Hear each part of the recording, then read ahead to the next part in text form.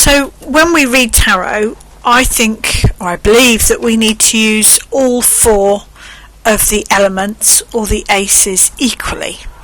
I talked in the last video about the difference between reading between the third eye and the crown, and this is going to expand on that a little bit more.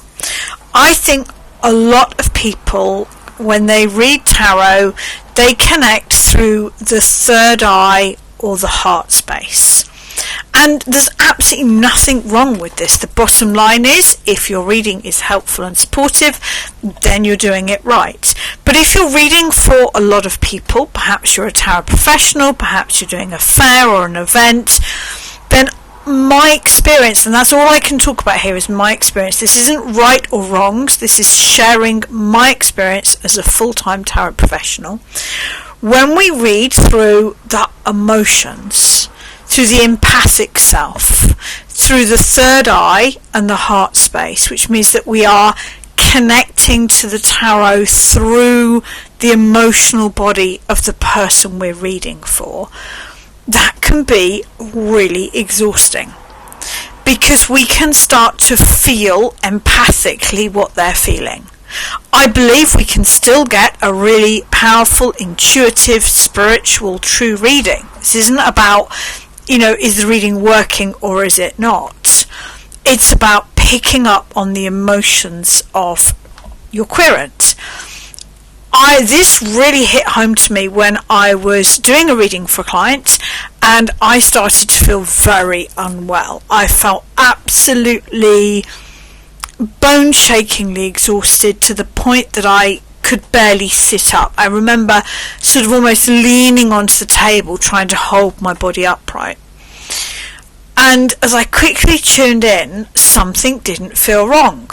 Now, this was a relationship spread I was doing for my querent, and I said to the querent, is this person, the person we're doing the spread on, is he suffering from chronic exhaustion, chronic fatigue? And she said, yes, he really is. And I said, can we just ground ourselves right now? Can we just bring it right back to you, right back to this moment? And we both did some breathing exercises. We both really grounded ourselves. And my exhaustion and my feeling of illness lifted. And it was very clear in that moment that what I was feeling was not mine. It wasn't even my querent's. It was the person we were reading for. I've experienced this in many other ways. I've got a querent that suffers from migraines. I have to be really careful. I also suffer from migraines. I have to be really careful when I'm reading for her not to read emotionally through the empathic centres of the heart and the third eye, because I start to get flashing eyes. Now, there are times when this is really useful, but if you are reading for several people, if you're in a fair event, if you're reading for somebody who is really upset, then when we read through the heart center or the third eye, and I believe the third eye is how we connect to others, it's still a spiritual experience, but we are connecting to the cards through the filter of their emotional experience. So I think a lot of card readers, I think, are empathic. And it's a way of getting really accurate, important readings done, but I think the cost is greater to the reader. To me, the Ace of Wands represents the crown chakra. It represents energy rather than emotion. It represents a direct link to, and you may describe this as the knowing field, your spirit guides, the divine, call it what you will. Instead of going through your querent to the information, effectively you're going straight to source. The readings are just as accurate. It's just that my experience, that's all I can talk about. My experience is when we read directly through the crown chakra, we are getting all the same information but without the weight of the emotion, which means that I can read for somebody in a monumentally difficult situation and not feel exhausted. And at the end of the reading, I can detach from my client and not feel worn down by what they're going through, because that's my job. I could easily have 3, 4, 5, 6 clients. If they're all going through deeply traumatic experiences, which they may well do, and I am reading through my heart and my third eye, then I'm going to be picking up on how they're feeling, and it will leave me feeling exhausted and without the resources to care for myself, care for my family. Of course, there's always got to be a little bit of heart. There's always got to be a little bit of empathy. That, to me, that's natural. But the core information, I think, needs to come, or it is much more efficient if it comes through the crown. The best way to ensure that you are reading through the crown rather than the third eye or the heart is to focus on your body. Because if you are reading from the third eye or the heart, your body will be feeling what your querent is feeling. You might feel exhausted. You might feel your pulse rate start to rise. You might feel your body reacting to their emotions. And also your body posture, the root chakra, in my experience, is directly related to the crown chakra. So sitting, making sure that you are well grounded. That might be cross-legged. That might be, as I prefer, sitting, on a straight back chair with my feet flat on the floor, so that you're creating this axis mundi, this direct divine channel between the earth, your root, and the sky, your crown. So these two are directly connected. And of course, we mustn't forget that all of this is fairly pointless if you're reading for someone else, or even if you're reading for yourself, if you don't understand the message, and if you're reading for someone else, if you can't communicate it in a clear way.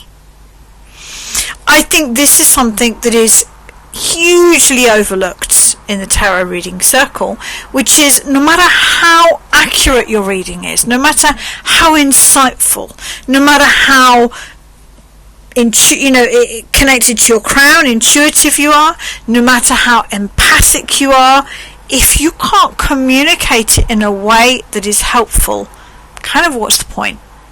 What's the point? To me, the communication is key.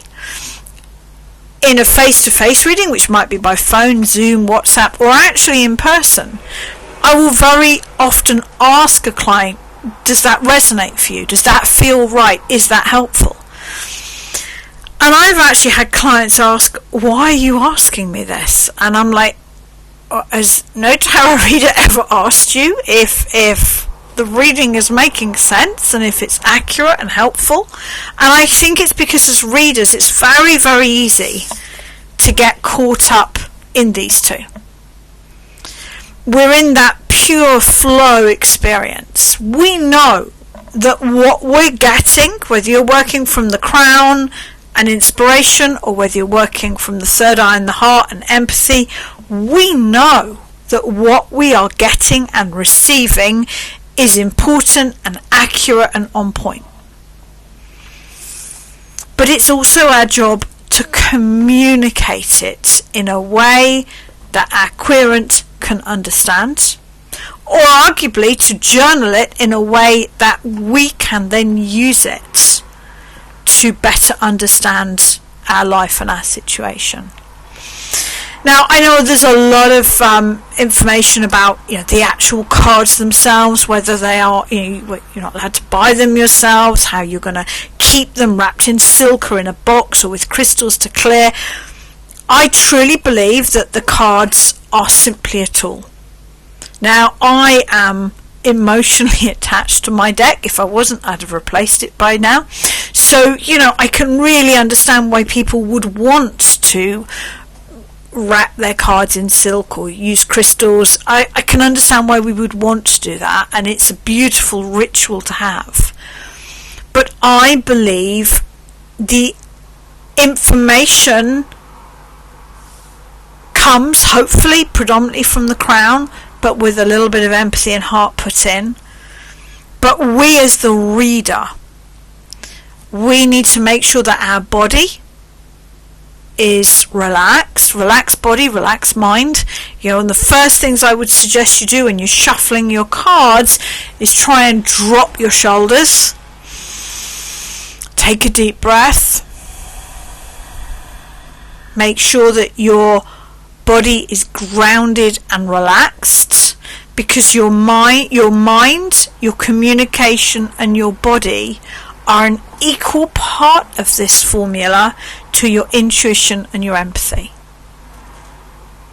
And if you want to read, at a fair or a festival or professionally, where you might be reading for, several people in a day, every day, I think it's really important you really tune in. Are you using all of these functions?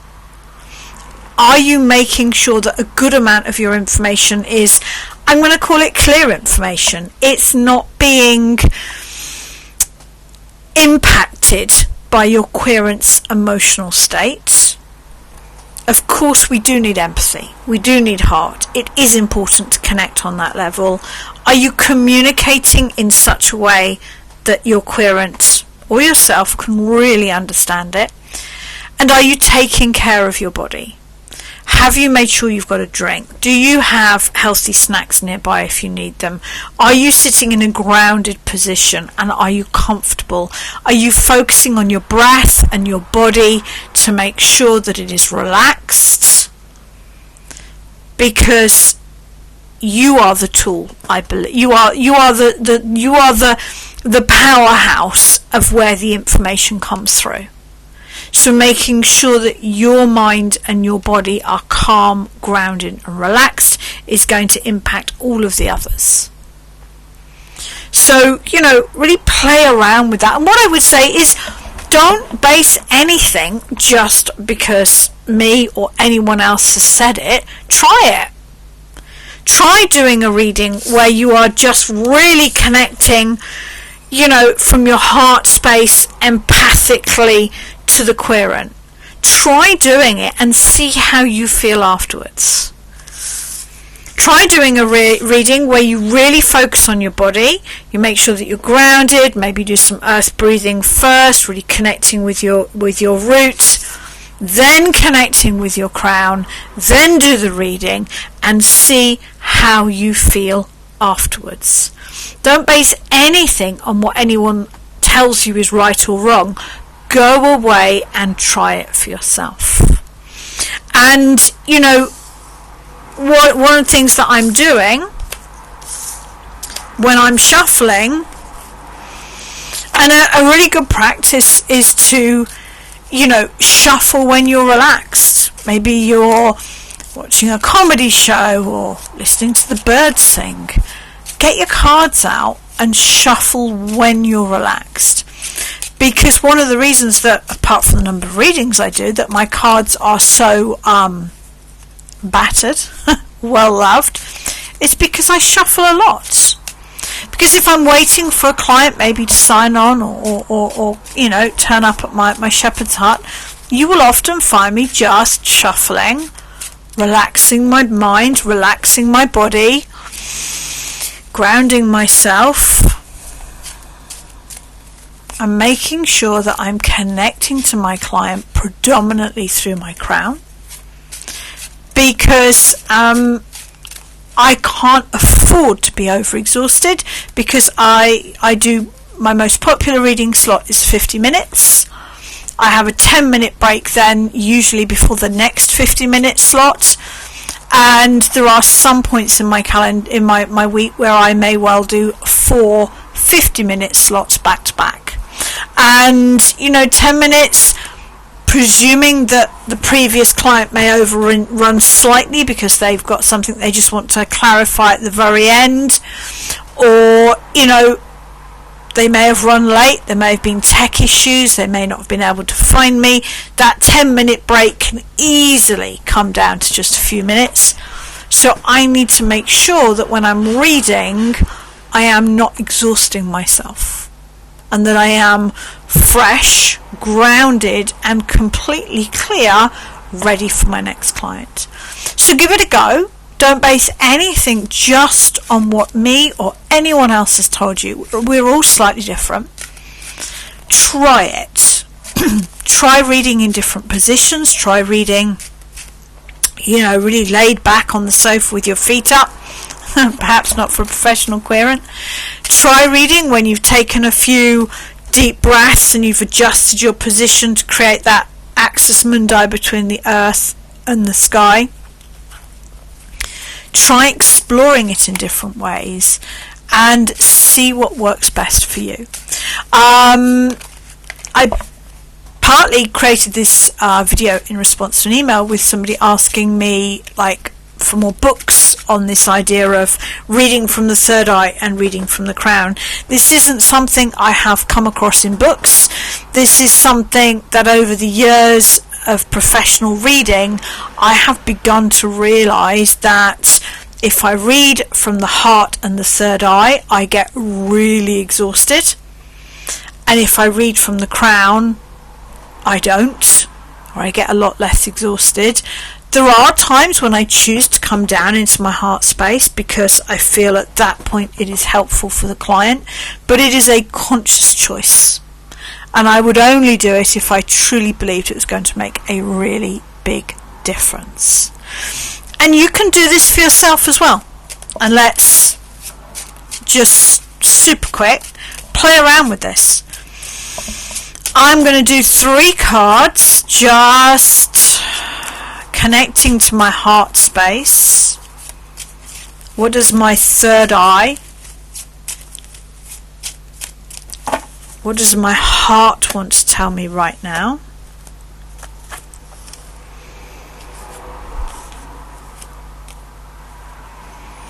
Arguably, I would read that as referring very much to my family right now. We've got the 4 of Wands, the card at the bottom of the pack.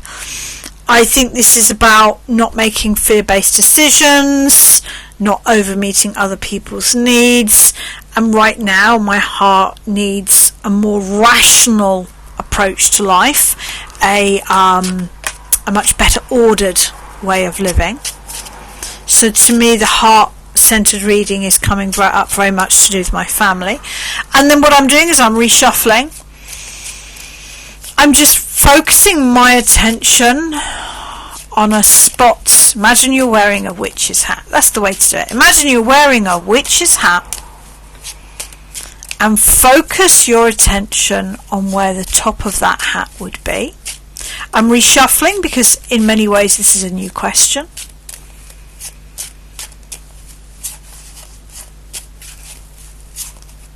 And I'm asking, what does my crown chakra want me to know? To me, this is much more about the divine, the universal energy.